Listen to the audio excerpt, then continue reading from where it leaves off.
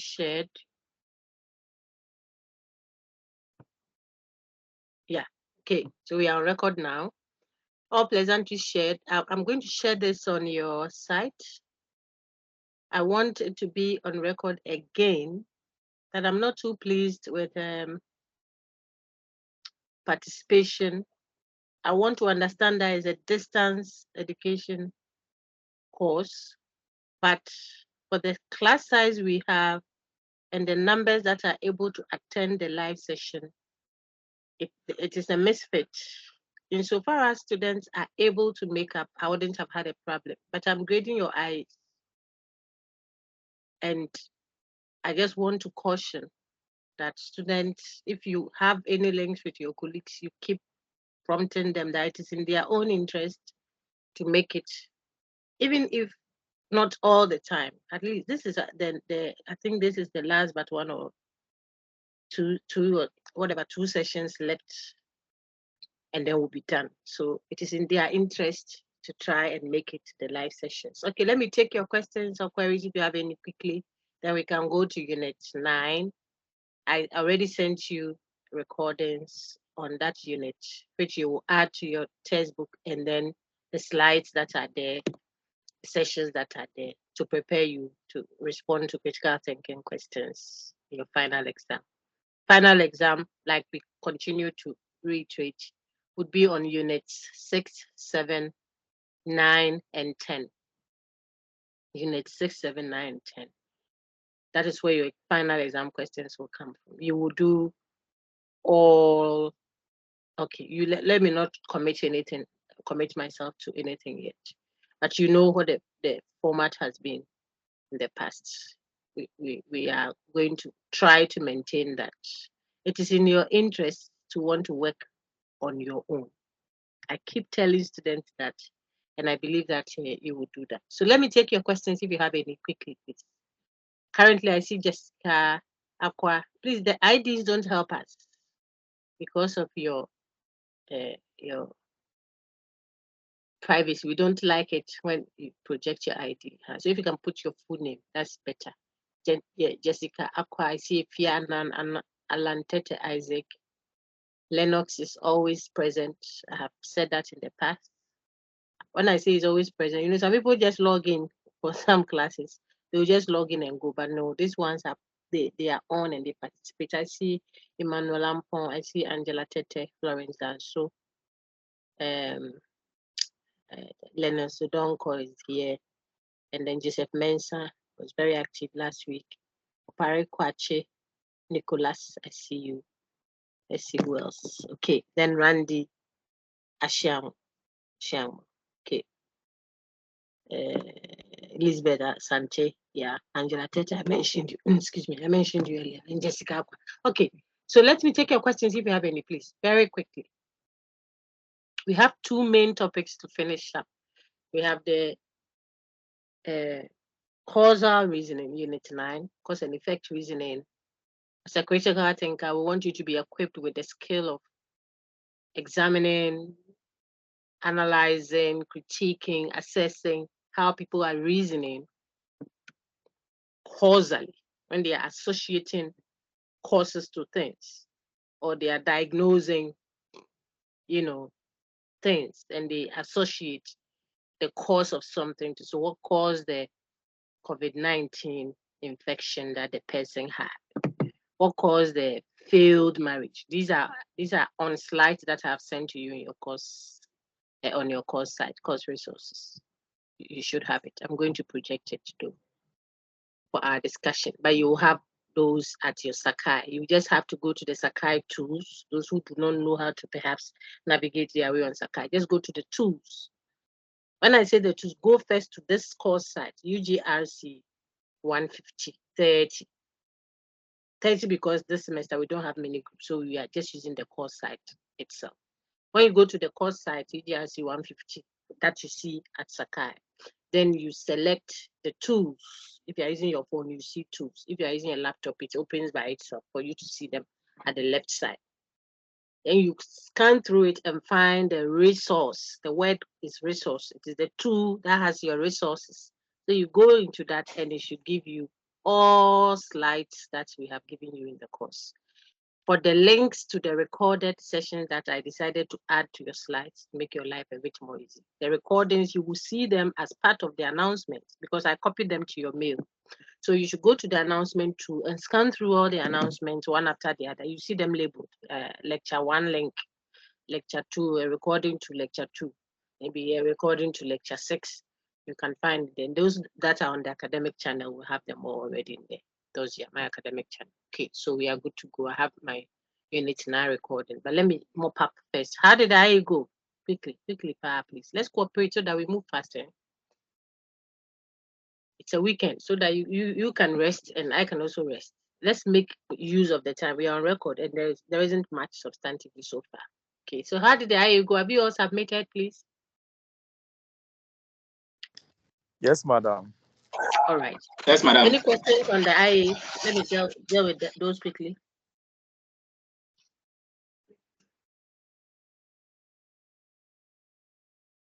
Any questions, concerns? AI. Okay. Thankfully, this time we didn't have too many. My internet this month, but we still had 1 or 2 of them, and they got a good feedback from us. So we are good to go. I will project the unit 9, and then we'll discuss.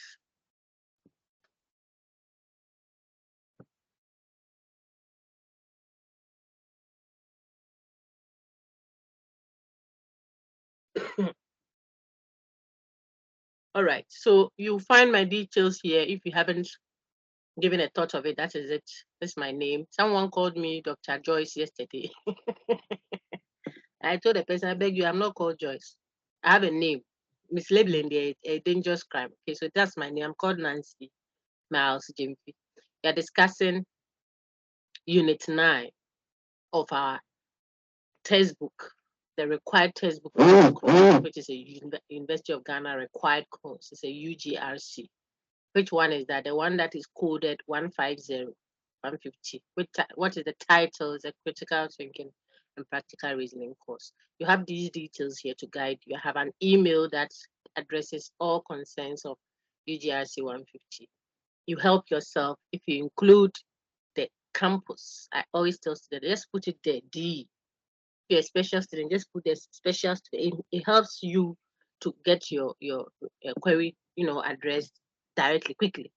Because if it's a DE issue and you are asking for the reopening of an assessment or something, I will understand the frame of mind. We haven't had a makeup yet, but main campus had done a makeup and a repetition of another makeup and a mop-up. So if someone sends a message again asking for an opportunity to give an assignment, I would just say no. That is why you would have to indicate that, no, please, I'm a DE student to talk. We are the people that, because of so and so and so, then I'll know how to address, I'm a special student of so and so and so. So we haven't seen our result yet. Then it helps the one addressing the concern to know who he or she is dealing. So kindly keep to this email. People are still sending it to the default email. That is the UG email that is in the system. That one also deals with my thousands and thousands of students in my regular departmental course, not UGRC. So you go and join a long queue if you use that. That's why I've given you this. It is for you. So say if you have a query, send it to this email. And then to help us quickly, address your concern, you indicate your camp. If you say, hello, doc, good morning, whatever. Please, I'm making an inquiry about so and so. I'm a DE student taking UGRC 150. Sometimes it's even UGRC 110. But the person wrote to me, I said, oh, thank you. But you're addressing the wrong person. Kindly send this to the coordinator, Dr. Ajiman, for critical, for academic writing. Then I resolve it for you. That okay? So let's use that. That's why we put the details there. It applies to all colleagues who are teaching you. Now, to, causal reasoning proper. You'll see that from the beginning of the semester up until the 7th unit, which were covered in your interim assessment, we were discussing language, ambiguity, equivocation, soundness. We looked at definitions, how you give meaning to words, so that if you're a doctor and you're speaking to your client, you should have engaged what? Definition. So you know how to make content meaningful. depending on your audience. If you're a marketer, you must know who your target audience is so that your presentation on that product will reach them. It should be meaningful, it should be effective. Otherwise, you speak, it will be fine, but the people won't grasp it. Okay, and if you go for an interview and stuff like that. So Unit 2 did that. That was definitions. Unit 1, the very first time we had a contact together, we interrogated language itself. We said language captures our thought. If I want to know what is in your mind, I listen to what you are saying. Bible even says that. I quoted that. Out of the abundance of the heart, the mouth speaks. What is full in your heart is what comes out. So there are people, they are very suspicious. They suspect everything. It means your heart is full of suspicion. You yourself, you are dangerous. So you suspect others and stuff like that, just to make you laugh. So Unit 1 looked at how we use language. And we say logicians don't pretend to be psychologists. They don't do witchcraft either. They don't say they are inspired by the Holy Ghost to know what is going on in your mind. No.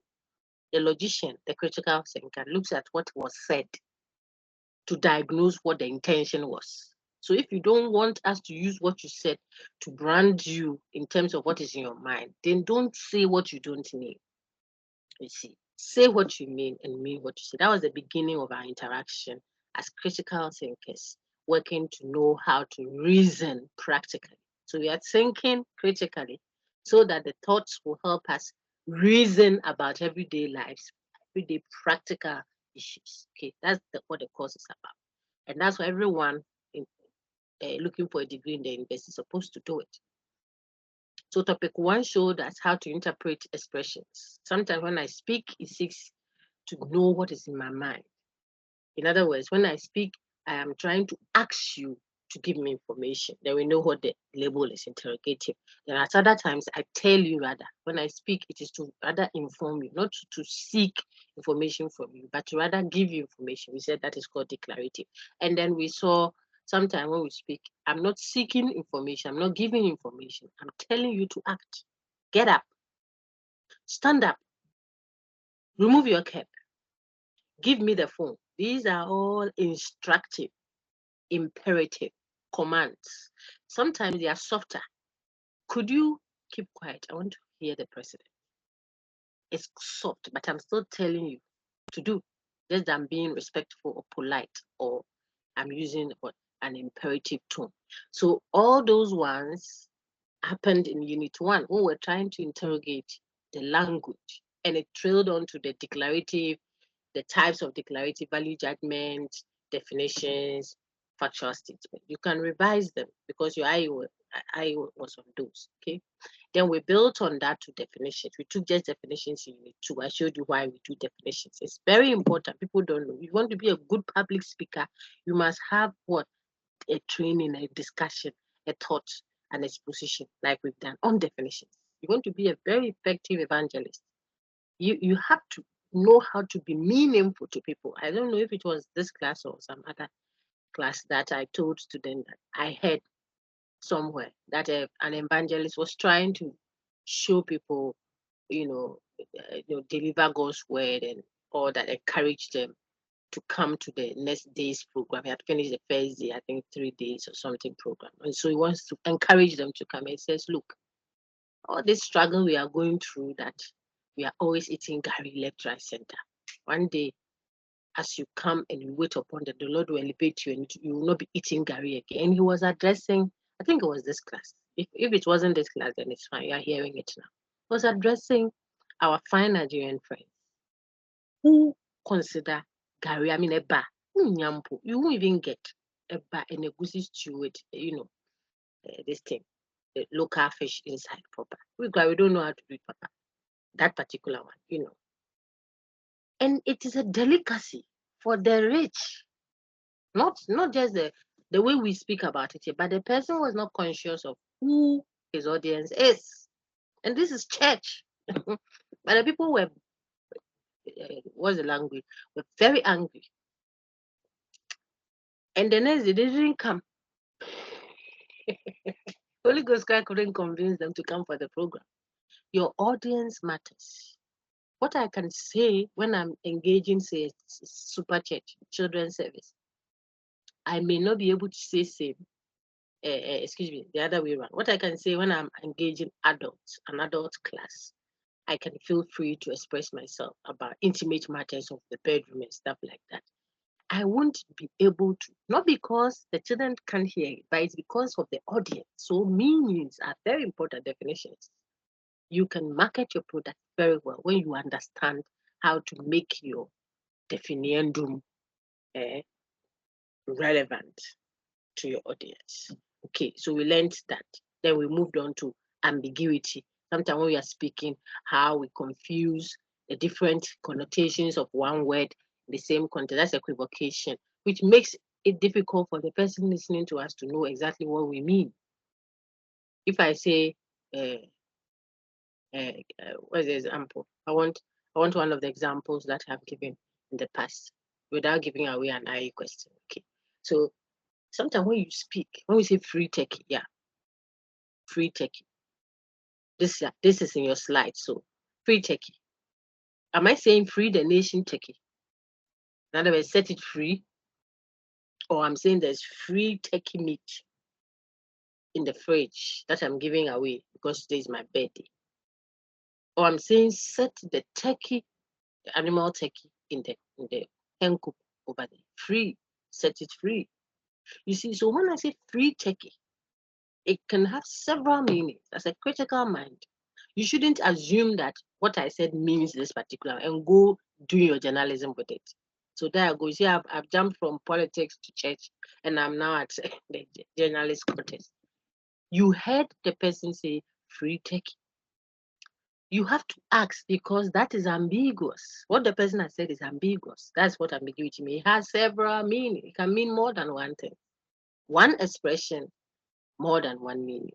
So ambiguity is something that you don't want to commit as a critical mind. Otherwise, you'll be outwitting people, and we don't want you doing that.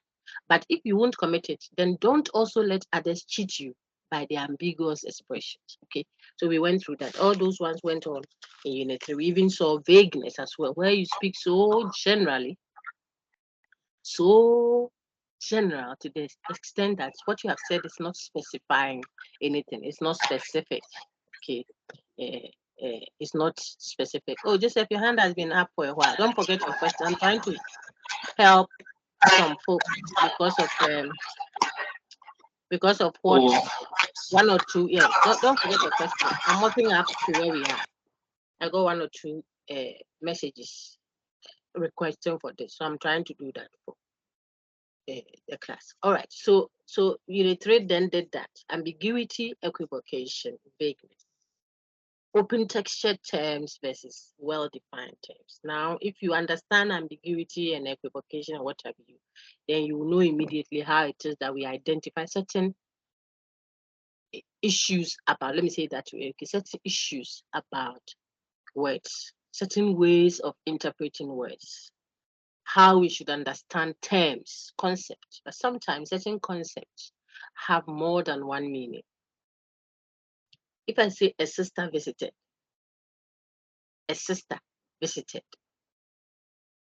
I could mean that a sister as in a church, my brothers and sisters in the Lord, you see that, not my biological mother, it's my biological sibling per se, but the person could still be addressed as a sister. Our ex-president of blessed memory then will say, my brothers and sisters. He's addressing the nation.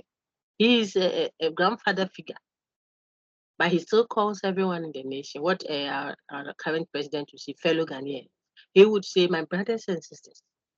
It doesn't mean that he's my brother as in biological. There's a connotation of the word brother and sister that he is referencing, meaning someone that I share some solidarity with.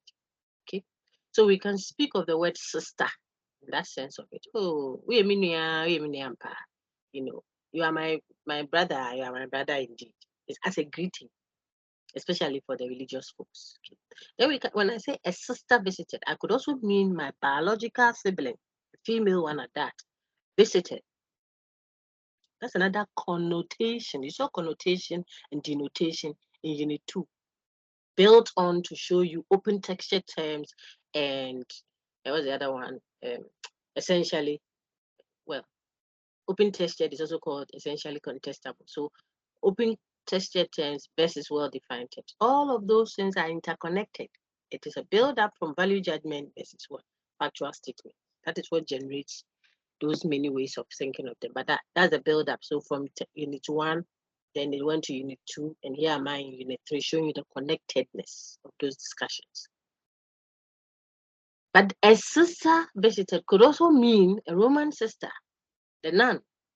You know them, a sister who has dedicated her life to God and plans not to have anything to do with marriage and children or whatever, so that she can be more committed to doing God's work. She's also described as a sister.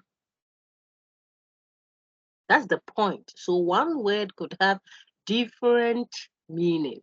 That's just another way of saying one word could have different connotations, can connote different things. And that is why if you have a word, a bachelor, it can mean, take note, an unmarried adult male.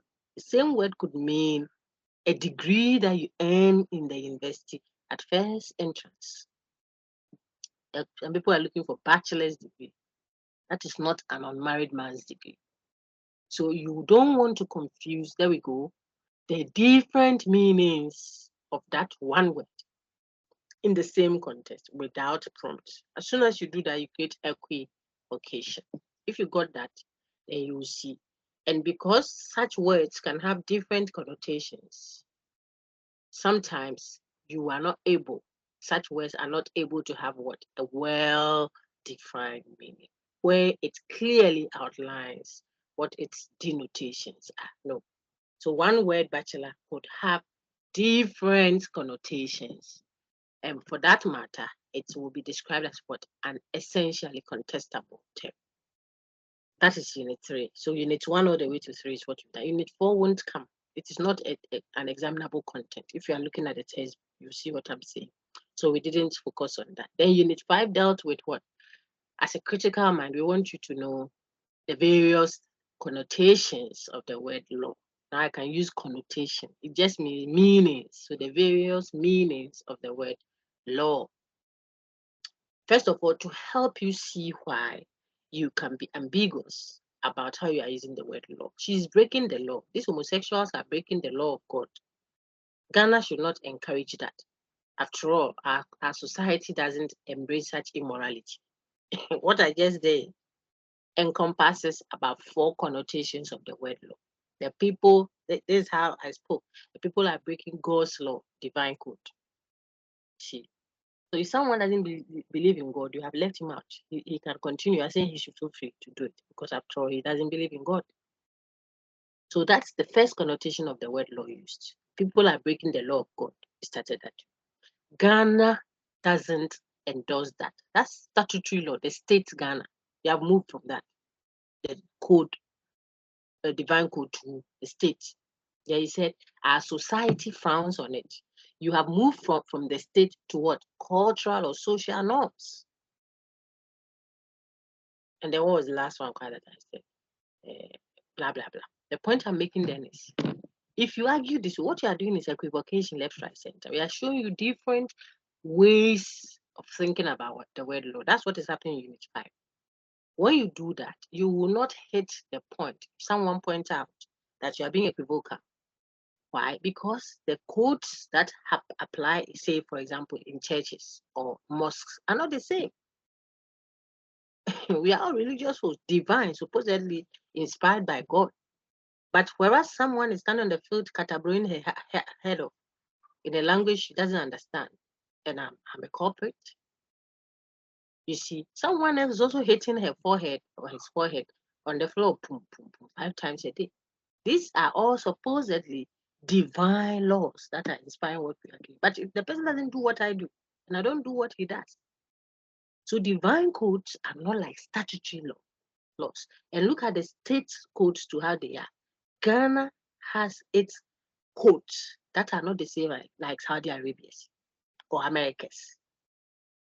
So if you are trying to make a convincing argument about subject matter that transcends your state or your culture, what have you, and you are appealing to these laws that are within. Look at currently Accra. I don't know if they've lifted the ban of drumming and noise making, but if you were in Accra, then we were not allowed to do that, to play drums for the period that we were in August. You see, but in Kumasi, you would have felt free for that period. You would be playing your drums. So that one is a customary law. It is still law, but custom based. If you went to marry somebody's daughter before, impregnated her before marriage, they may ask you, some cultural group or some ethnic group in tribal setting may ask you to marry the corpse and do all the rituals and stay in the room with her for days or with him for days before. Because that is the custom, but it may not happen in another custom. So that's another connotation of the word law. Then the one that I forgot when I was referencing my own example was a moral one. This is an immoral act. Yes, immoral act includes taking a bikini to the lecture hall, swimming costume, then you wear it to the lecture hall. It's immoral, but you don't arrest people for that. It's another sense of the word law. So look at the different ways we can think of the word law. It's breaking the law of God, the law of the custom, the statutory law, the criminal code. You go opening your mouth wide and say things that are treasonable. My friend, you'll not sleep in your room that evening. BNI will catch you. That's the point, because the laws are not the same. And so if you got all of that, that's the discussion for the first part of Unit 5, showing you as a critical mind how to distinguish laws that are prescriptive. They instruct you on what to do. Remember definitions and what factual statement in each one. They show you how you should do it. Value judgment definitions, how you should behave. You shouldn't talk back at your mother. It is wrong to 3 plus 3 equals 5. These are all prescriptive. They are prescribing. Mathematical law is a prescriptive law. Customary law, prescriptive. Prescriptive meaning it tells you how you should add. If you have 3 and you add 2 to it, it must be 5. It's not open to contestation. It's not essentially contestable. See Unit 3 coming up there. Okay. But how about those other kinds of laws? All the ones I've gone through with you, if you are referencing your textbook, are normative laws. Norm, prescribing how things should be done, how things must be done. The logician is telling you that there is another way of thinking of the word law, a broad category, distinct from all the various ones I've given you, customary, mathematical, divine, what have you that we did. Apart from those, all of them collectively are normative. Even though they can be differentiated, they are all prescriptive. They are showing you how to do it, so they are normative. You contrast those laws with the empirical one. A law that is described as empirical is only showing you what has been observed.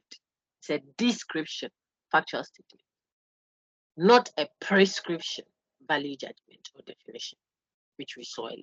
See, this one will only describe how people behave. So someone will say, an economist will say, whenever prices of goods and services are increased, quantity demanded falls. That simply means the person is describing what observation has taught them, what we have seen via observation, not what we want to happen.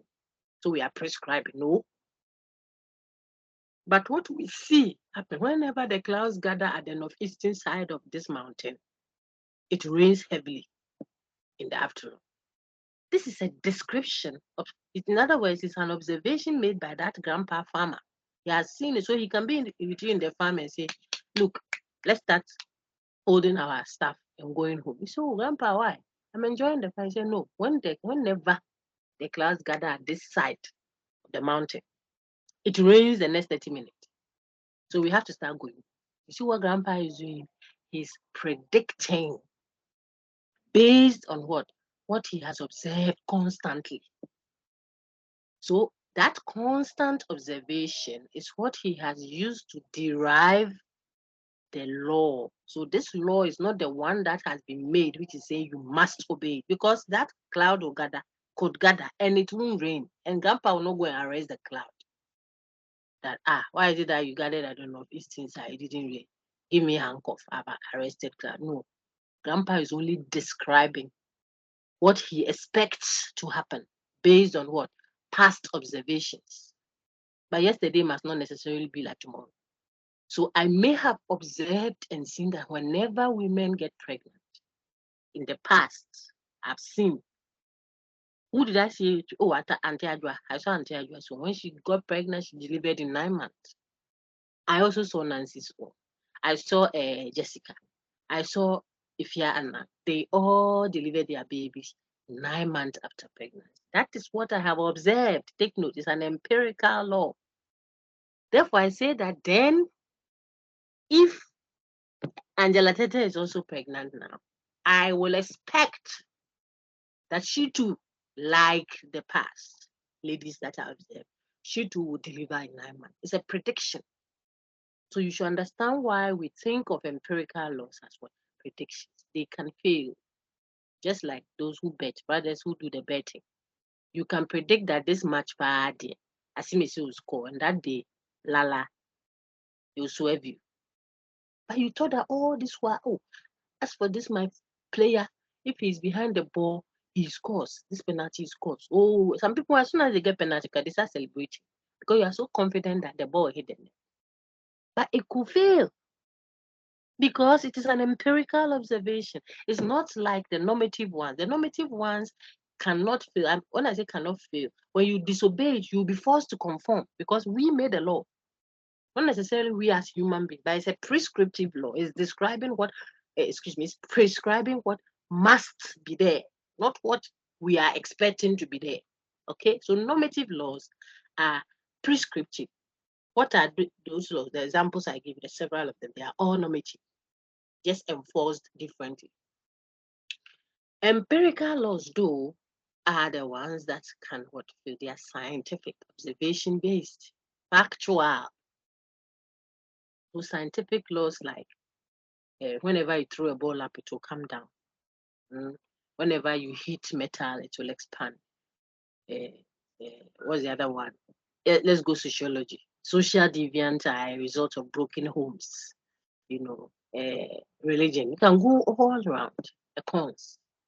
Whenever prices of goods and services are increased, quantity demanded for. These are all scientific, empirical laws. That's why they can fail. Political science. You see, look at all those disciplines.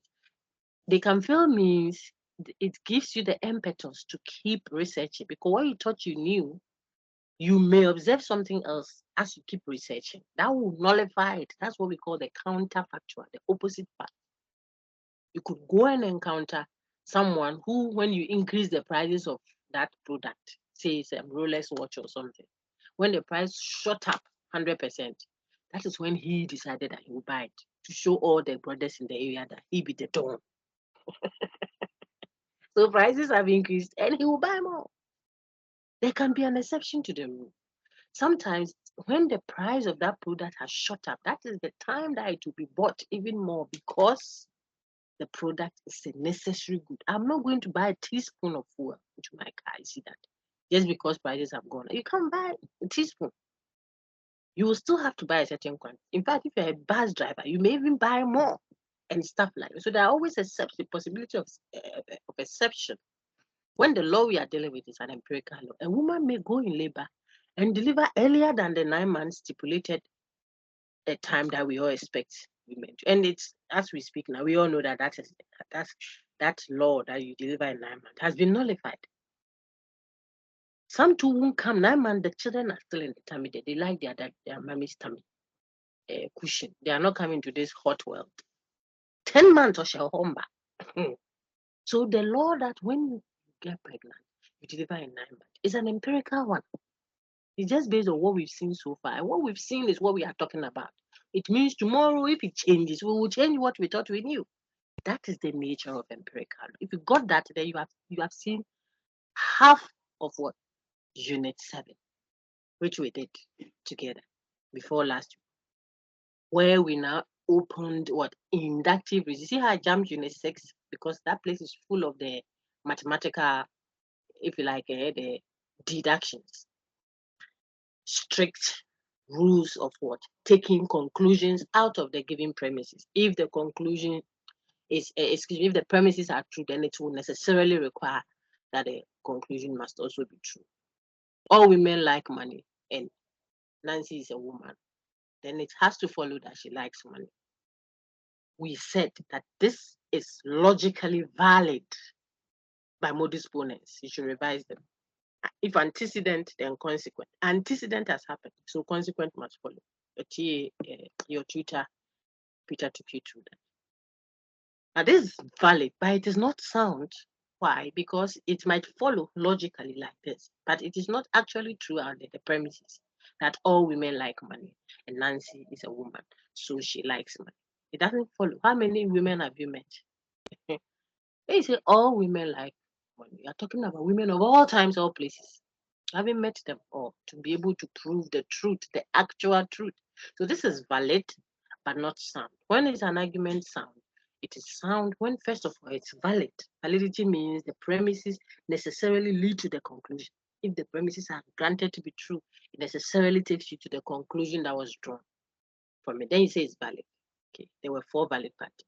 Now, when you establish that it's valid, then you ask yourself, are the premises true? Premises are the reasons of it to support the claim you are making. Are the premises actually true? So suppose I say birds fly.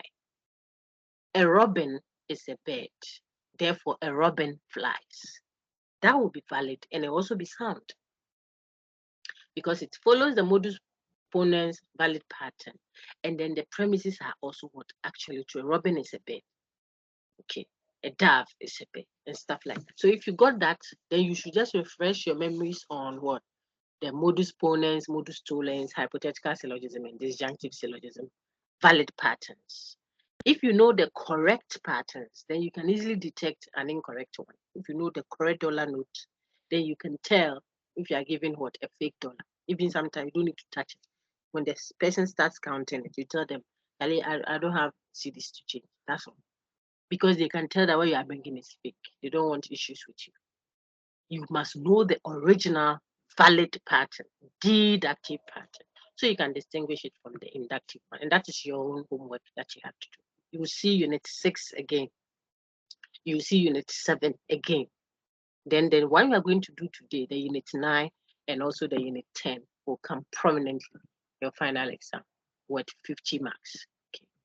So we did those in your unit 6 that you can mop up. I put some videos there. If you're on my academic channel, you can go through the unit 6 there. What have you? Main campus folks are finished with their final exam. We are going to work feverishly to grade and give to them. Okay, you are doing the same content, except that we are a bit more softer with you, given that you're working from a distance and we have quite some adults amongst you. But it doesn't mean everything will be on the silver platter. No, you're just being extremely liberal to an extent with you, because we are minded of all the difficulties you would have. So please do your bit. See, I'm doing a virtual mop-up from beginning till now, so that even if you had never had contact with us, at least you have a good frame within which you can build the last 2 units. Yeah. Okay. So unit 7 then focused on what I was barbering on in unit 5, talking about laws, the empirical sciences, reasoning inductively, not deductively. A deductive one is the one that we said valid. If you accept the evidence as true, it will require that you accept the code. That was deduction. But for induction, you interrogate the content. You examine how the person is presenting the evidence. There isn't any pattern of law. There isn't any law that is guiding how you are reasoning or analyzing. No. You just have to use your what? Intuition and ask yourself, if the given premises were true, does it give me, see my language now, does it give me good reason, probability, chances, the likelihood that the conclusion follows? So that's where you saw things like most women like rich men. Nancy is a woman, so she likes rich men. You see that even if we granted that all the premises were true, it doesn't follow necessarily that Nancy likes rich men, because I said most. So here, when you are reasoning inductively, you are looking at how the person is speaking. Even if they granted that the premises were all true, it doesn't lead you to the conclusion necessarily. So it makes the reasoning inductive. where you were reasoning deductively, see, but you didn't apply the rules well. The reason will be deductive, but it will be called a fallacy, a wrong pattern of reasoning. Okay, so you should revise your notes there and distinguish deduction from induction clearly without any ambiguity. So you saw empirical content, predictive power, pseudo-scientific statement, etc., etc. in Unit 6. I have said it earlier. I said Unit 6 in Unit 7. I said it earlier. I want to read it again. The recorded videos are there. I have shared the links for you so that even if after you engage the slides and the content and what have you still needed elaboration, you have links. Just go to your announcement too and go through the announcement given to you. They are labeled. Read the announcement title and find the one that is troubling you.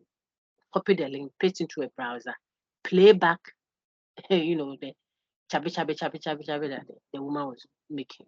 Because your questions will come from there. Don't depend on anybody. I know what I have done, what I intend to do with your questions so that you can do well. But if you go and rely on someone, I've graded more than half of your eyes. I'm grading question by question. That means if I pick question 1, I grade it for the whole crop of students before I go to question 2. I know what I'm reading. That's what I'm telling you. If you depend on someone because you're working offsite, and I don't want to impugn your integrity in any way, but people are people. Human beings are human beings. Bible says flee temptation. There's a reason why. Because when people are not watched, sometimes they have funny ideas. But it shows if you didn't do the work or if you didn't depend solely on yourself from the class interaction. And it is not coming out well for such people. I don't want this small class to have receipts. So I said, go and engage the content yourself. And you can pass it. Maybe it's not anybody currently online, but pass it on to your colleagues. So we have a relatively good class number. Tell them that the woman says. That's how people like to reference their authorities or supervisors, superiors. The woman said, the man said, which is not too pleasant. Tell them that Dr. Miles said, engage the content yourself and sit behind your decks and answer the question. You do very well. But if you let someone or you depend on the word, it will show because the people are depending on Pasco. But human beings set questions. Questions don't set people. So I know what I've done. Okay. So that you do very well, get your A and continue with your life somewhere. So today we are ready to do a quick mop-up of the Unit 9. I want one of you to kindly read for me. Let me take Joseph's question first. Then we will move to the Unit 9. Why are we not doing Unit 8? Oh, because Unit 8 is not coming. Sampling and analogy and unbiased, what have you, they won't come. So we are focusing on Unit 6 and 7, which you've done already, and I've tried to do a little mopping up revision for you. And we are going to do Units 9 and 10. Unit 10, God willing, next week. By Unit 9, we'll finish it today. Some of you, I believe, have done your homework. So these discussions will only help you throw light on it. Okay. So let me take Joseph's question. Joe, please ask me your question.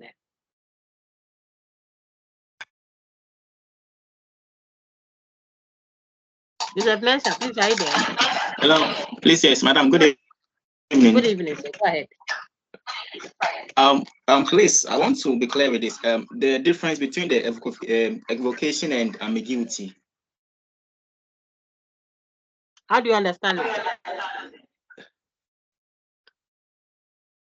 With the ambiguity, like it's not clear as compared to equivocation, where it has. I just want to know how you understand it so that I help you from there. I see it to be the same. Oh, they are not the same, Mose. Okay. So let me see. So if I said you are being ambiguous, it means that you spoke only one. You said only one thing, one statement, for example. But that one statement could mean A, and it could also mean B. free turkey. Free turkey. Okay. If I said free turkey, I just spoke once, so free turkey. But someone can, if you were all reporters sitting there, one of you will go and say at your radio station that Dr. Miles says we should set the nation turkey free from the bondage of so and so person. That's how the journalist will perhaps go and report it. Another journalist sitting at that same press conference will go home and say, the lecturer says their farm, the Legon farms have grown plenty turkey. I think that is what she was talking about, because she said free turkey and it's Christmas. So we suspect that some free turkeys are available for people to go and pick. Free turkey. One word, or like one phrase that I put out there, having more than one meaning. In fact, my house help or someone also say, I heard Doc say that we should go and set the turkey in the hen coop at the house there, free. One statement having more than one meanings, and therefore, and all the meanings do what apply. That's what ambiguity is. So you spoke only once, but it has more than one meaning. There is a one example that my colleague has in his thing. When your dog poos, apologies, when your dog poos, put it in a bin. When your dog poos, we all know what poo is. Forgive me, it's a litter, like keep a crack clean kind of something. How do I even put it? So you shouldn't feel embarrassed about it. It's something that if your dog poos, put it in a bin. Please, what can that statement mean? Sir Joseph, I'm trying to help us diagnose the ambiguity in what was said. What is the one meaning that you can give to that expression? If your dog poos, put it in a bin. Madam, that one is ambiguity. I know, but what is one meaning you can give to that expression?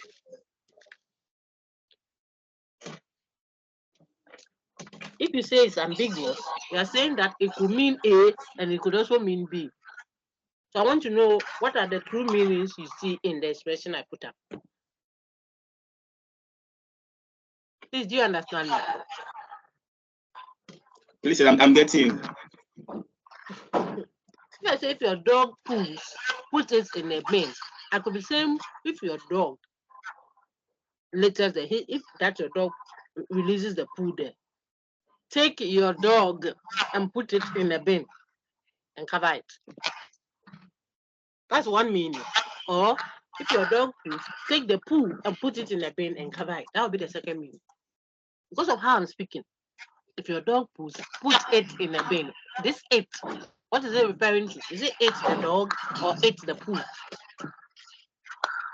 This is an example of an ambiguity, ambiguous. Hey. Another one says, we love hurting people. Did you do the unit 3 at all, people? Okay, maybe that's not a fair comment because someone has a query. Is it in front of the church? I put those also in your slides for ambiguity. It says the church name is something Episcopal Church, and in front of it says we love hurting people. We love hurting people. In front of the church. Do you realize that is ambiguous? We love hurting people. Sir Joseph, Madam, I'm addressing you, so please engage us so that we can move, okay? If you don't understand, then I help you. So I want to know if you can. We love hurting. When you see in front of a church, written in front of the church, say Anglican Church of so and so, Ghana, and in front of it, in their notice board, their flyer or their epitaph. I don't want to go to that slide. In front of it is written, we love hurting people. Please, what meaning can you read into that expression? Okay, so it means that directly they like hurting people, but it doesn't mean that what way. you have just said is still ambiguous. So say it in a way that there won't be a confusion in the language, so that you understand why it is ambiguous. If you say indirectly they love hurting people, you haven't disambiguated, haven't taken away the ambiguity. There's a problem with how the person is speaking. That's what we are trying to correct. The person is saying one thing, but it could mean more than one thing. It could mean more than one thing. So you want to correct it. That's what it means when we say disambiguate. Take away the confusion in the way the person is speaking. So the church said, we love hurting people. That's what they put in their notice there. Alan Tete wants to help. Hold on just a second. Alan, go ahead.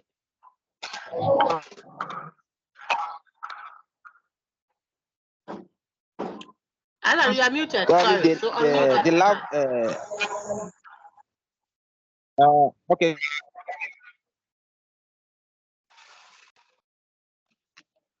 One meaning also means that they like causing harm to people. Very good.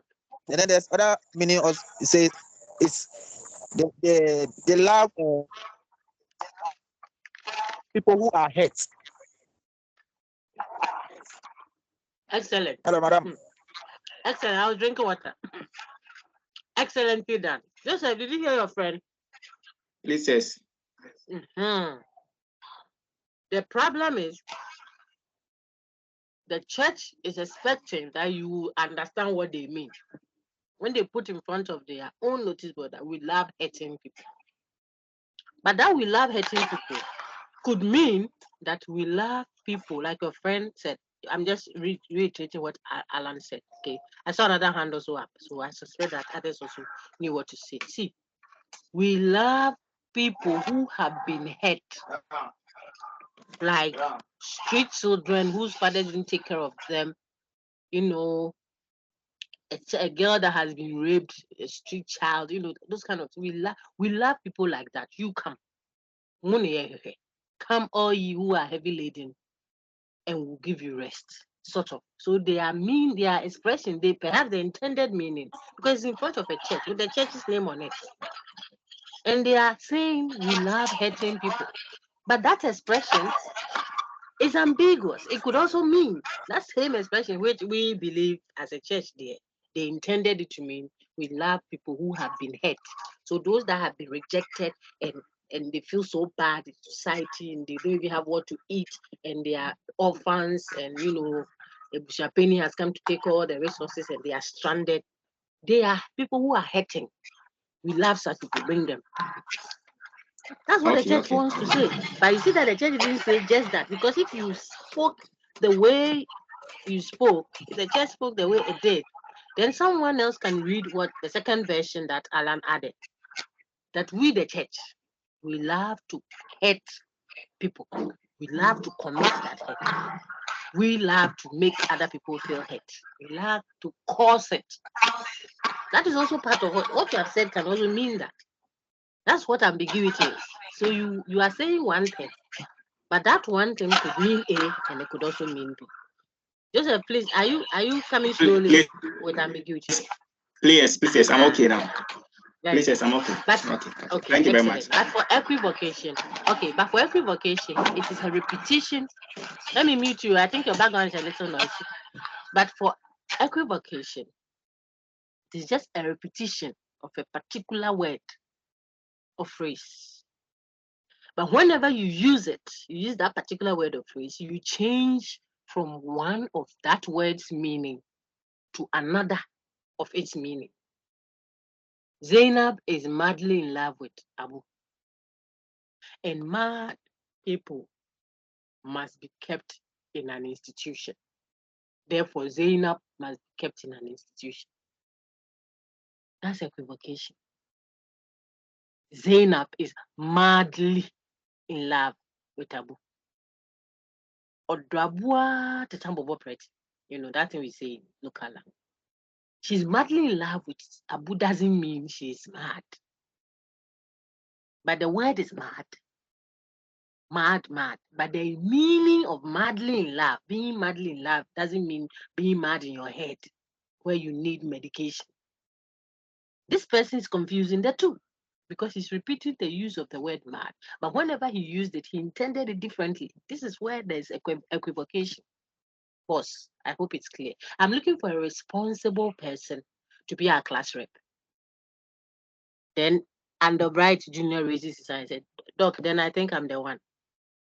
Because the class I came from before joining this one, whenever something got missing in that class, they said I am responsible.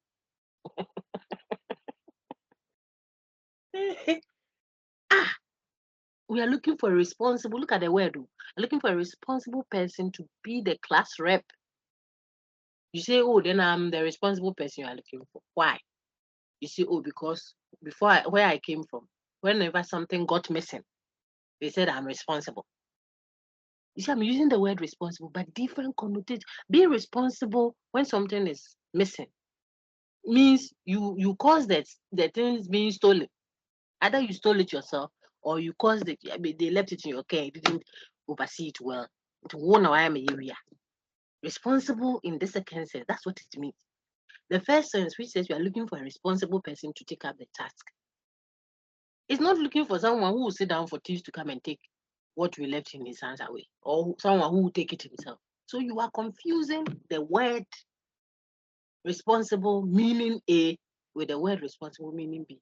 Okay, that's where you commit equivocation. You are repeating the use of that same word, but whenever you repeat it, it means something else. It's not the same as ambiguity. Is you spoke only once. You should not lie on the witness stand. You shouldn't lie on the witness stand. This is someone speaking. You know the witness stand at law court. When we are at the law court and someone stands there to witness, where they are standing, that box they stand inside is called the witness stand. If I told you, do not lie on the witness stand, this is ambiguous. Can someone tell me the two meanings at least? At least means it can be more than two, but the two meanings you can get from what I said. You should not lie on the witness stand. Anybody?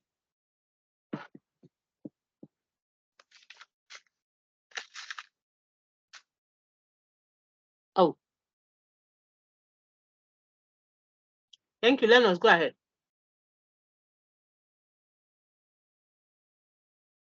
Okay, so the first one could mean that yes. So the first one could mean that you shouldn't sleep in the Very box. good. In the Very witness. good. Very good. That's And very the other good. one could mean that don't tell lies. Excellent. I won't add anything. Don't I'm tell sure lies. that Joseph will be sorted. Very good. So the first one, like your friend said, I could mean that don't put your head on the stand because you are the law court. So the counsel, the lawyer may be telling his colleague, look, you shouldn't lie on the witness stand. And all he meant is you are drooping off. You are trying to sleep. Stand so that we ask you the question direct. We want to look into your eyes and do the psychological bit of it to see if you are lying to us or not. But this first expression that I said, you shouldn't lie in the witness stand. If you are not careful, the guy's lawyer will say, objection, my lord. Counsel is harassing my client, because he might interpret that to mean that the lawyer is telling the witness that you shouldn't tell lies in the stand. But he might not be saying you shouldn't tell lies, as in you are telling untruth. You see, he might just be telling him, stand straight. I mean, respect the setting. It is court. No, man, as if you are sleeping, as if you are drooping off. No, please, you shouldn't lie on the witness stand. Stand upright. Let us address you. You see, but as soon as he says you shouldn't lie on the witness, I said the other lawyer will say, objection, my lord. Meaning that he or she might feel that his client is trying to judge, the witness before even the judge makes his case. And the judge could take that to mean same. So the ambiguity there is, he could be meaning, just purely meaning, oh, stand upright, please, stop sleeping on the thing. Whilst at the same time, it could also mean, don't tell lies. What you are saying is not true. Okay, so when I speak that way, then I was ambiguous. I think it's clear now. Now we can go to cause and effect. So look on your screen. Hey, there was a hand up. Was it to answer my question? So, Sir Nicholas, please, was it to answer my question? Then we are good. But if you have a question, then please unmute and ask. I just saw your hand. Please, I wanted to answer the question. Thank you so much. Thank you. So I'll quickly walk us through the slide. Because I suspect that it won't be too much difficult. So on the first slide, you would see I tried to make a case to explain to you how we try to diagnose the possible causes of things, relationships that have gone bad. Why is it that now I can't even pray as I used to do? What is the possible cause of COVID-19? I said all that. Why is that? There's climate change issues. We are even told that before long we'll start eating cockroaches and maggots to save the the environment and stuff like that. What is causing this? I'm saying there's too much nitrogen in the system, so we should stop farming and going organic and all that. It is hurting diagnosing causes has implications. So we are always doing this. But what are we doing in Unit 9? We are always trying to reason out what the possible cause. Why is it that this year the YC people did very well than they did previous year? Yes, then people diagnose the possible causes because of the free photocopies that were done. Oh, no, it's the free SHS. Oh, no, rather the economy is this and stuff like that. Okay, we are always doing that. The logician has waded into that conversation to help us do a reasoning. Reasoning means giving grounds to support claims you are making. So we want to go there also and try to see how we can offer causal justification for supposed claims made. And then second slide that you see now, please look on your screen, just shows you different connotations of the word cause. I have already mentioned connotation this evening from Unit 2. And then I used it to show sister. It's different connotations of the word sister. I think I even mentioned bachelor. See the connections, okay? You can add table. We'll table your concerns at the meeting next week. We'll table your concern. It means we'll bring it up for discussion. It doesn't mean we'll write on your concern next week. It's a different connotation of the word table. Table as in what we write on. Yes, the furniture is there. Then table as we'll bring it up for discussion. Okay. Then table as in graph, Excel sheet, where you fill in the tables. So the word table can have different connotations. If you got that, it's the same thing. Don't let the big words bother you at all. So this one shows us different connotations of the word cause. And we say who caused it or what caused it. Sometimes we just mean what is the nearest event before the effect.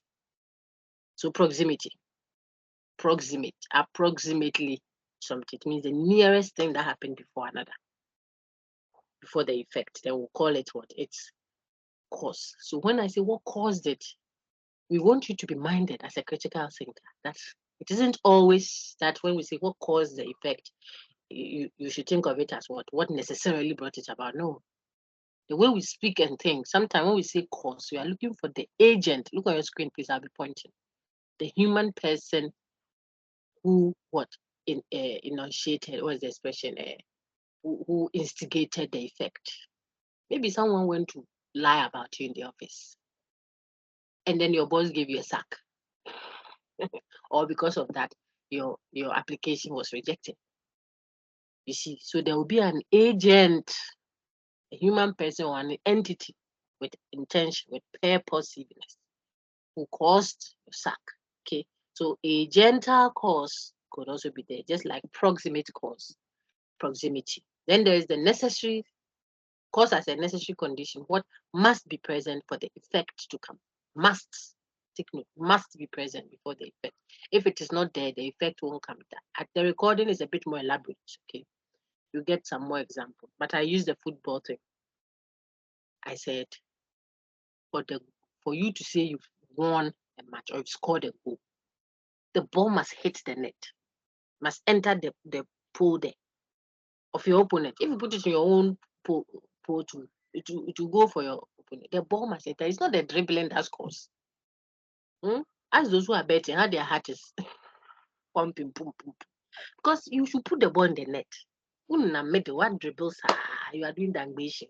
And abate. These are all football skills here. If you don't understand them, just picture something. Skills all over the place, dribbling and totals and what have you. The ball is not entering the net. But what is necessary, there we go, for a goal is what? The ball entering the net. When you let the full circumference cross the line, just small, let it cross it. It's a goal. We'll celebrate. Not how you are tackling people. You tackle and tackle and tackle. It doesn't score. In fact, it can foul rather. Okay, you got that. They understand necessity condition. So the ball's full circumference entering the net or crossing the line is necessary for scoring a goal. Then we'll look at the other one, which is sufficiency. Sufficient condition just means a sufficient condition means if the event is, if it is present, then the effect will come. But without it, the effect can still come. Okay. When we say something is sufficient for an effect, it means if it is present, then the effect will come. But even without it, take note, something else can bring about the effect. So sufficient means it is enough. If it is there to bring about the effect, but without it, the effect can still come. Let's talk about fouls in football. Sisters, sorry, and the football bit is what I'm inspired to use now. So bear with me. A foul, when we say we have fouled the player, referee has fouled him. There are a lot of sufficient conditions that can lead to foul. If you handle the ball, football, now the Okoso ball, you have caught it. It will generate a foul. If you tackle roughly, sometimes from behind, it will attract a foul, sometimes even a cut. When the referee whistles, you're a footballer, goalkeeper, you delay. You have to strike the ball into the place, so that people can play. You are holding it and you are rolling and going way the way going. Especially when we score 1 or 2 Ghana, then we start doing that. It can attract a foul. So these are all sufficient conditions that will lead to the effect of what a foul. That means when you are in the room and you hear that, oh, yeah, a foul, hey, they've given us a foul. Don't immediately conclude that it means that someone caught the ball. Because there can be other reasons, you see, that led to the effect. But if you are in the room and you hear, it's a goal, you know definitely that the ball has crossed the net, the line. Okay. So one is necessary, the other is sufficient. I believe that is helpful. Then there is the individually necessary, jointly sufficient. Look at their name. On their own, individually, they are what? Necessary. When you put all together, they become sufficient. And I use the photosynthesis example a lot. It's straightforward. For you to have the plant growing its food, it must have water, sunlight, chlorophyll, etc., etc. Each one of them is needed, is necessary for photosynthesis to occur. Photosynthesis is the process where plants prepare their own food. Okay, if you forgot it. They need each one of them. And if all come together, it becomes enough grounds to yield the effect. Okay, so that's what you can use the human example too. Human beings need water, food. I mean, if you like, take all the water in the and don't have oxygen, you won't survive. You see, and if you like have all the oxygen, don't have water, after a while you won't survive. So these are all necessary to life, human life. If you got that, then probabilistic is straightforward. Any questions? Okay, I don't see any hand up, so I'll finish. We'll finish in no time. We are done. Now, J.S. Mills, this is John Stuart Mills. I've said all that in the recording.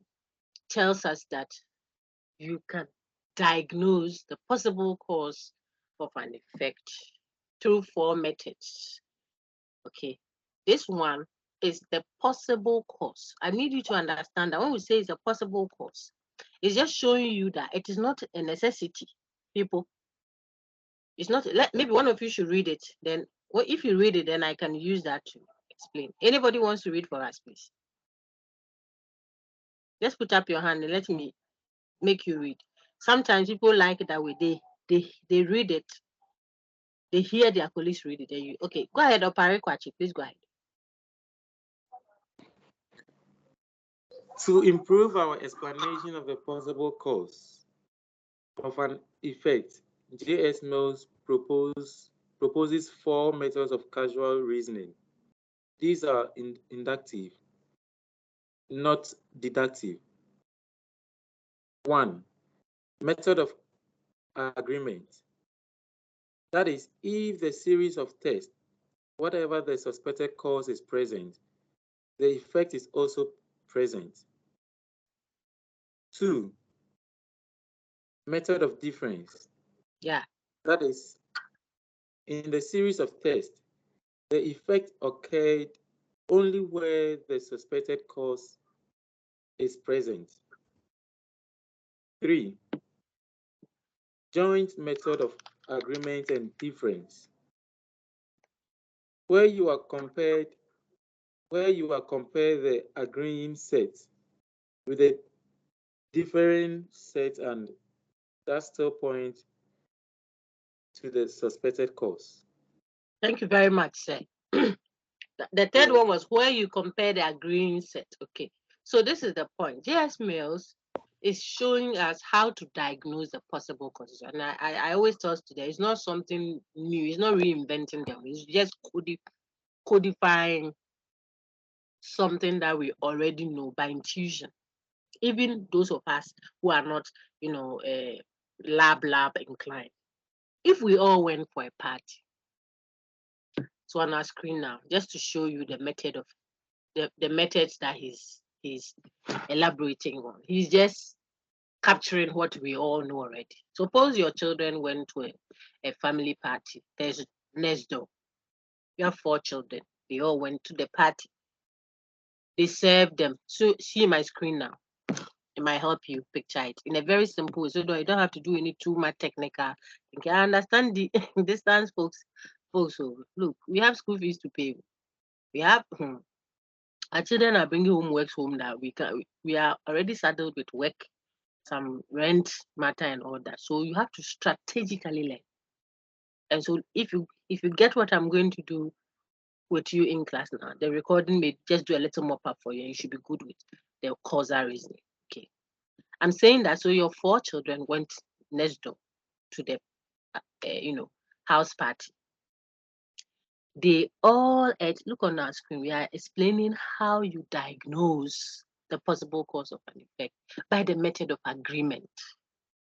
By the method of agreement. Who proposed that method? It is one of the methods by J.S. Mill, John Stuart Mill. What is that method? Simply this. The 4 children went to that party. When they came home, they are all running. And since most of us are adults, I think we understand that. All your tea roll in the house is finished. They just went next door for party. When they came, your tea rolls are finished in the house. And your first aid box is crying. What has happened? They are all running. So you want to diagnose, there we go, what could possibly have caused the running? Because they have a common effect. Look, all the 4 of them are running on your screen. Now you find out from them, what did you eat at the party? First child says, Mommy, me, I had fried rice and chicken. But after that, then I went for some of the ice cream. Okay, so person 1, fried rice and chicken, ice cream. See that? The second child said, Mommy, I didn't eat fried rice. I had the banko stew. But I also went for the ice cream. The third person, Mommy, me, I ate yam and palava sauce. But when we finished eating, I went for ice cream. Then the fourth person said, I didn't eat any of them. I had the pizza pet. There was pizza joint there. But when I finished, I went for ice cream. This one, do we need any consultant to tell us what we suspect? Friends, look at my language. What could be the possible? Because we have not established it with certainty.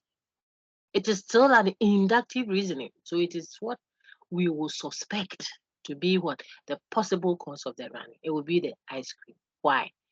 because that is what agrees with all the 4 children. That's what is a common thread running through. So this method is also described as the common thread method. So that if we went to a setting, we are investigating a crime, this method applies there. We are looking at how WAEC students fared in the WAEC exam. We will look at different regions, see different regions, but something is running. They all did well in the maths. So the math, maybe greater Accra, but maths, so and so and so, but maths. So and so we see that the math is the one running through, which is causing them to have lower grades. Then we will blame the maths. So the method is what? Called the method of agreement. Why? Because that's what your friend read. A certain suspected cause runs through all the different antecedent conditions. Look at them. They all have different meals. But why is it not called a method of difference? No, because we are suspect. What is the common thing running through is what we see what generating the supposed effect. And that is why we call this method a method of agreement. How should you simply put it in your head? They have different meals except one thing in common. All of them have different meals, but they have one, maybe orange juice. They all took orange juice after their different meals. And then when they came back to their hotel rooms, oh my, they are all running. Then you use the method of agreement to diagnose the cause to be what running. If you got that, then let's now see which one is the method of difference. For the method of difference, whereas one person is running, look at the effect. I'm pointing, please. One is running, the other is not running. So the effect is different in the animal. So if you come to the antecedent conditions too, you will see that they took the same combination of food, except one. So there is something different in their meals. That tells you that all of them had the same. Look on our screen now. They all took rice, wache, and ice cream. Rice, wache, and ice cream. But when they finished, then Asantema says, media, I want fufu as dessert. And then the fancy sister said, Mama, mango juice, I'm on top of my yo. So after they all took the rice, wache, and ice cream, one went to take fufu in addition. The other person went to take mango in addition. Now, when they came home, the one who took mango is running. The one who took fufu is not running. We have good reason by the method of different. What is different in their meals, which is causing a difference in the effect. You see that? Then we suspect what? The mango. Because the running is occurring where there was mango. So the relevant difference will be what? Mango.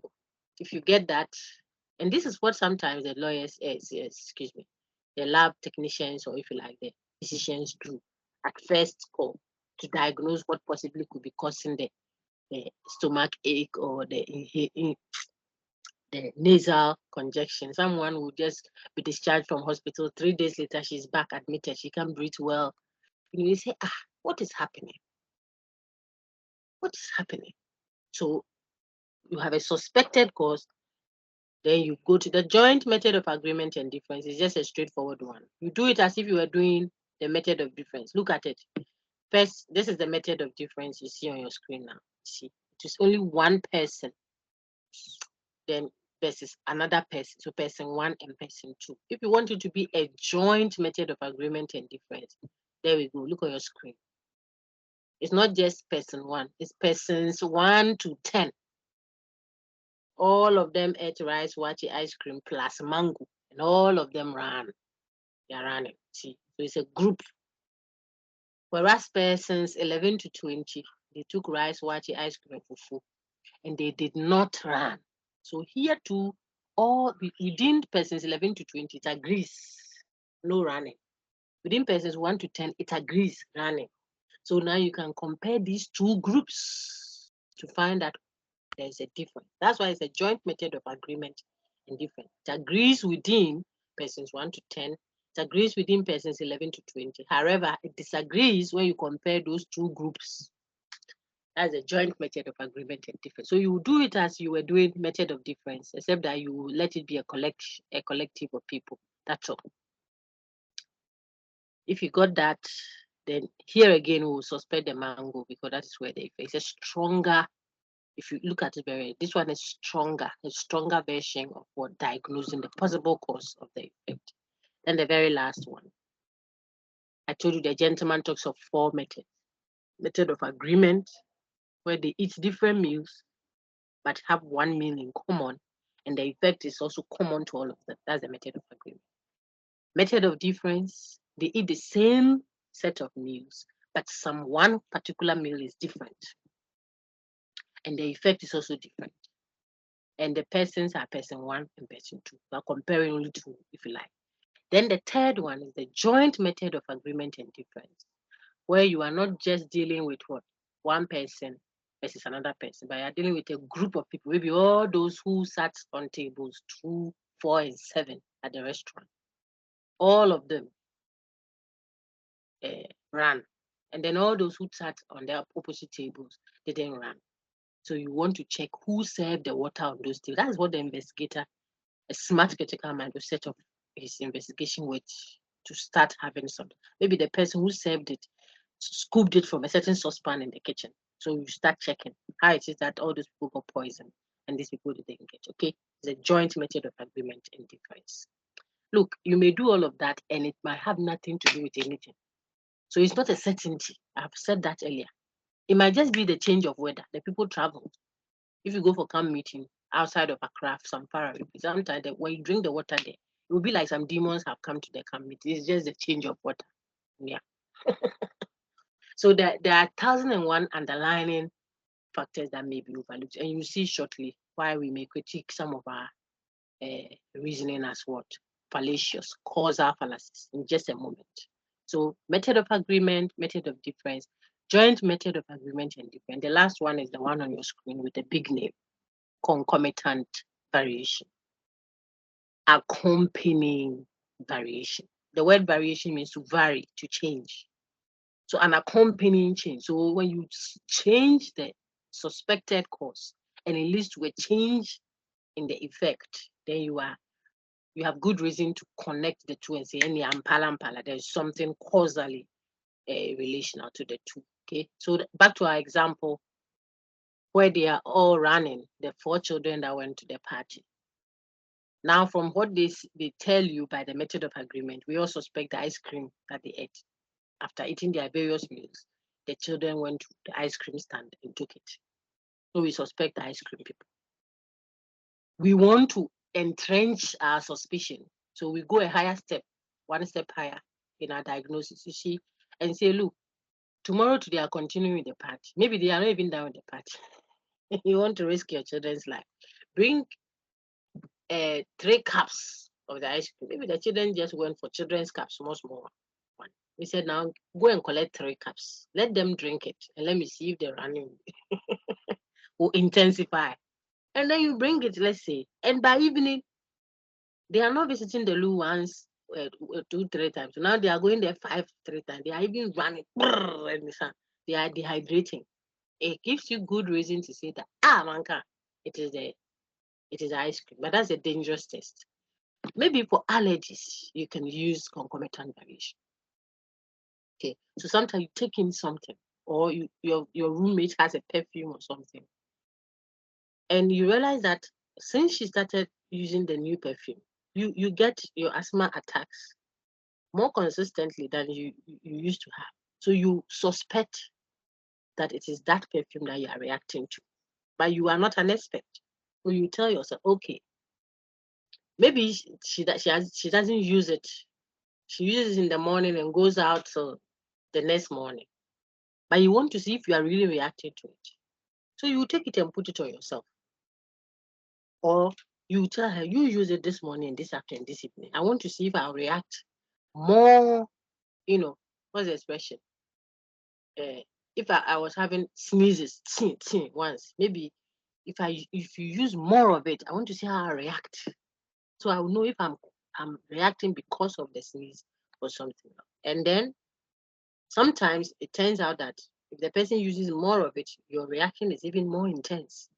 Now you can't even breathe at all. Then you say, I don't know, please take it away. It's this thing. You use the concomitant variation method. You varied the suspected cause and it led to a variation in the effect. That is what we mean by mango plus, something extra. So you added more of the mango. If here you took just 1 glass of mango juice after the white ice cream and you were running, you know, you had soft stomach. You want to see if there's really a causal connection. You ask for 3 glasses of mango the next day at the reception. Please bring me 3 glasses because you want to check. Some of us, we react to coffee. We didn't know in the past, you see. But then when you say, it's a baby, it's like, what have I taken today that I'm not myself, Christ. Like, until, so you suspect, could it be the coffee? Okay, then this weekend that I don't have any busy schedule, I will drink, if I took just a glass of it or a small coffee cup of it, this time I'll take a bonsoir. You know the bonsoir? A very big cup, big one that you know, and then do the coffee like that and drink it and see. And just in case you do that and the effect is so dark, you know, then you see that this is the coffee. Now you are convinced. It's a concomitant variation. It just means you vary it, and then it might lead to a higher variation. You switch on that other mosquito coil, and surprisingly, the mosquitoes seem to be dead. They are not. This even you don't feel any mosquito. You say, could it be this new coil that is leading to that? Okay, then bring me 4 of them. We do it. You see that that's how we do it. So we put 4 here, 1, 2, and then now there's no mosquito in the area. You say, or them mosquito coil, angel, papa, or heaven. So that is it. Just some practical illustrations to help. And then the very last slide. The fallacies associated with cause and effect reasoning. Let me see if there is a hand up. Okay, I don't see any hand. When we say fallacy, wrong, incorrect reasoning associated with what? Cause and effect reasoning. So post hoc, ergo propter hoc. It's on your screen now. When you just argue that because something happened just before the effect, so it caused it. You remember proximate cause. We will say you are committing post hoc, ergo propter hoc fallacy. After this, therefore, because of this, as soon as she came into the room, the light went off. So she caused the light off. Because she's electromagnetic force. Okay, that is post hoc, ergo propter hoc. When the black cat crossed our car, the brake failed. So it is the black cat that caused the brake failure. Me, dear, I believe in the spiritual. So it could be the black cat. But the scientific explanation, we'll think of this as what? Post hoc, ergo propter hoc fallacy. So just so that you are able to create your own examples. I don't know what I'm doing with you, but you should remember. Confusing cause with effect. Look at the name. Pro-causal, non-causal. That's a Latin expression for it. Confusing the cause with the effect. It is the cause that leads to the effect. The cause brings about the effect and not vice versa. It's not the effect that brings about the cause. It is the cause of something that leads to an effect. So if you reason in such a way that turns it upside down, if I get cholera, then it is likely I'll poo and vomit. And you have to forgive me with all the pooing example because of the unit you are dealing with. The health-related examples make the point strongly. So we have been talking poo too much. Apologies. Okay, I'm saying that it is when you get cholera, the sickness called cholera, then it gives you a certain effect. The effect is what? Pooing and vomiting. Now someone arguing says, me, I don't want to get cholera, so I've stopped pooing and vomiting. That person is confusing the cause with the effect. Because you don't want to get cholera, remember that one is the cause. Cholera is cause. So you don't want to get cholera and tea. You are not going to poo or vomit. That confuses the cause with it. It's a fallacy. Then the third fallacy, error in the way you are reasoning. When you confuse a correlation to mean a causal connection. When you confuse the fact that 2 things happen at the same time. As I'm teaching you, the fan in my room is also going round. Therefore, I conclude that it is my teaching you that is making the fan go round. Correlation, they correlate, they happen at the same time. Doesn't necessarily mean one caused the other. Okay. The post hoc, ergo propter hoc. My friend had a funny example. I think it's useful. He said, that's the first one. I'm going back to it. It says, day comes after night. Therefore, it causes it. Because one comes after the other. That's the post hoc ego propter hoc. Okay.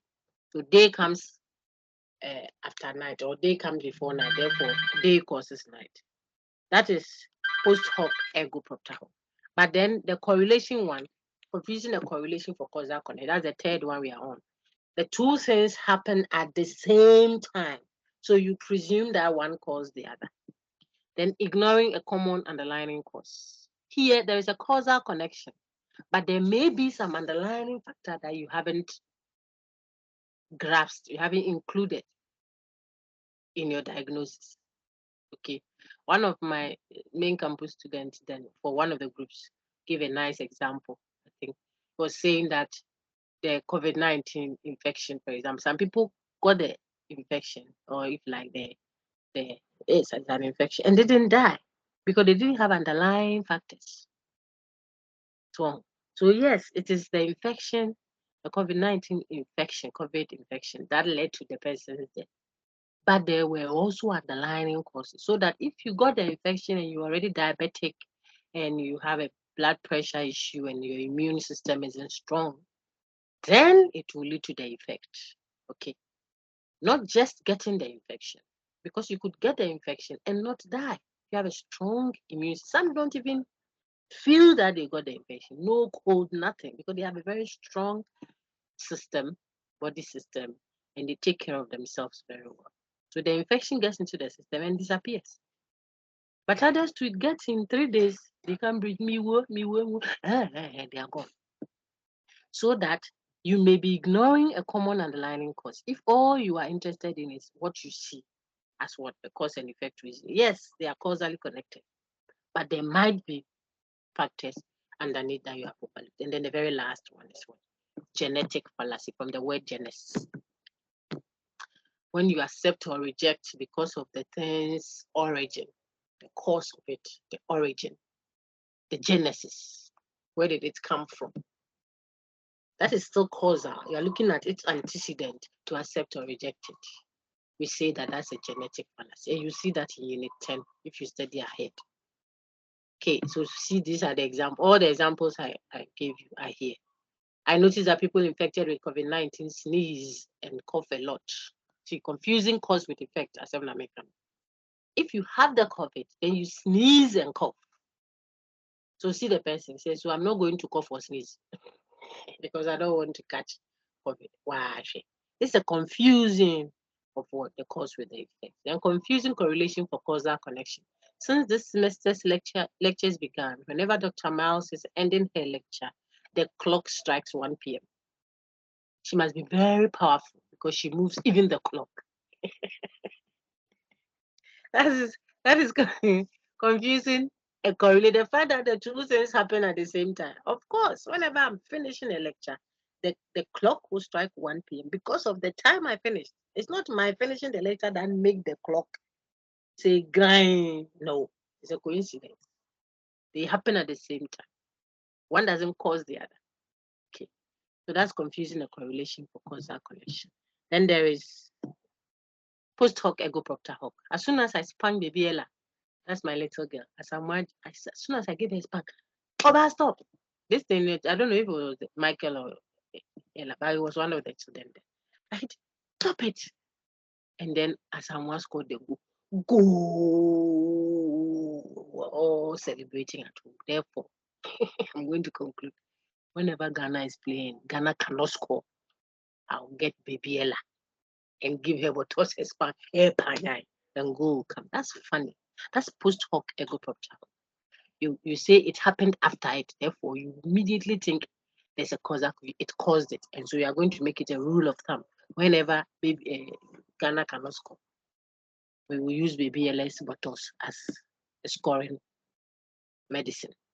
Then the very last example, overlooking or ignore a common underline. My roommates both have laptops and they both got A's in their UGRC150. So if I want to get an A in this course, I should get a laptop as soon as possible. Antiajua, if you get a laptop and you polish it and put it in your wardrobe, it won't give you A or two. Because they are having a laptop was not just enough to give an A. Perhaps, yes, having the laptop gave them the room, the space to download recordings, to access live sessions like this and all that. But just merely going to get it is not what caused it. You may be overlooking something else that adds to the cause. So you may be looking something else that is underlining the effect. Okay, that's what I gave you examples on. You have to bring all of them on board. And the very last one is, you see, the theory that we are expected to memorize is the most recent received view proposed by an American Nobel Prize physicist who worked with the greatest nuclear physicists at the best labs in the world during the 1960s. So what should we do? So the theory must be true. You're not convinced. You are just pointing to the origin of the thing. But who told you that the origin couldn't be faulty? We were told that the earth is in the center of the universe for thousands and thousands of years by experts, so to speak. They lied to us, not because they wanted to lie. They didn't know. Many experts have told us that this sickness cannot be cured, and so the person is alive, because research will keep going on. So we don't like it when you just accept or reject because of the origin. The critical mindset is a causal fallacy, the one we call genetic fallacy. And on that note, I did a full time with you. I'm glad I did, covering everything as a form of revision from topic 1 till now. And I want you to do well. That's why I've done that. Any questions, please? Okay, there are no questions. I plan to pull this recording also down and share on the site. That one will be just for you because I already have recordings on this on the site. So I'll make it, it will not be public. It will be listed. So your link will take you there. But it will just be virtually what is in your unit now over there for you. That just means if you are not on the channel, if you're on the channel, you won't see it. It's just a student of this course that will see your particular link. That's how I make it, because we already have enough there for those who are on the channel. Can I end my session? I'm waiting to take any questions, if there is any. If not, we have just one unit to go, unit 10. I'll be done. Any questions? All right. Thank you very much. Have a good week ahead. All the best and take care.